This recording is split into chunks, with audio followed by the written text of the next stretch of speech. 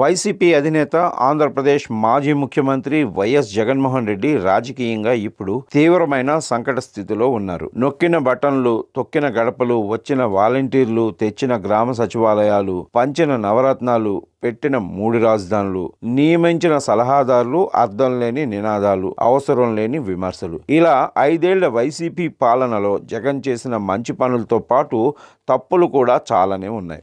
ఎవరి ఖాతాలో ఓట్లు పోయాయో, మా నాయకులు గడప గడపకు మన ప్రభుత్వం అంటూ తొక్కిన గడపలన్నీ ఏ పార్టీ గుమ్మానికి పసుపులు అద్దాయో అంటూ నేటికి జగన్ తన ఓటమిని ఒప్పుకోలేకపోతున్నారు. ప్రత్యర్థి గెలుపు అంగీకరించలేకపోతున్నారు.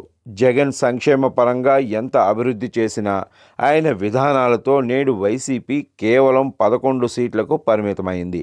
ఇప్పటికీ జగన్ తన విధానాలను చాలా వరకు మార్చుకోవడం లేదని సొంత పార్టీకి చెందిన నేతలు విమర్శలు చేస్తున్నారు. జగన్ ఇంకా చాలా విషయాల్లో తన ధోరణిలో ఉండటంతో ఇప్పుడు వైసీపీ గెలిచిన ఆ 11 మంది ఎమ్మెల్యేలు అయినా జగన్ వెంట ఉంటారా అంటే కొందరు ఎమ్మెల్యేలు మంచి ముహూర్తం చూసుకుని కండువాలు మార్చుకోవటానికి సిద్ధంగా ఉన్నారని గుసగుసలు వైసీపీ వర్గాల్లోనే వినిపిస్తున్నాయి. జగన్కు తల్లి చెల్లి ఏనాడో దూరం జరిగిపోయారు. ఇక వరుసకు మావయ్య అయ్యే బాలినేని శ్రీనివాసరెడ్డితో పాటు ఆళ్ల నాని వంటి వైసీపీ వీర విధేయులు కూడా వైసీపీని వదిలి టీడీపీ జనసేన గూటికి చేరిపోయారు. ఇక వైసీపీ ఎమ్మెల్సీలలో ఇప్పటికే 5 సభ్యులు పార్టీకి రాజీనామా చేశారు. ఇటీవల మర్రి రాజశేఖర్ సైతం రాజీనామా చేశారు. వైసీపీ రాజ్యసభ సభ్యుల్లో విజయసాయిరెడ్డి, మోపిదేవి వెంకటరమణ, బీద మస్తానరావు, ఆర్ కృష్ణయ్య వంటి నేతల రాజీనామాలతో జగన్ కు ఊహించని షాక్ తగిలింది. ఇలా వైసీపీ నుంచి రాజీనామాతో బయటకు వచ్చేస్తూ ఉంటే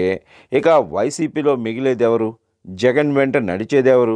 సజ్జల, వైవి సుబ్బారెడ్డి, కొడాలి నాని, పేర్ని నాని, అంబటి రాంబాబు, రోజా, విడదల రజని, వల్లభనేని వంశీ, గుడివాడ అమర్నాథ్, పెద్దిరెడ్డి అవినాష్ రెడ్డి, మితిన్ రెడ్డి ఇటువంటి నేతలు మాత్రమే వైసీపీలో మిగిలే ఛాన్సులు కనిపిస్తున్నాయి అన్న వాదన కూడా వినిపిస్తుంది.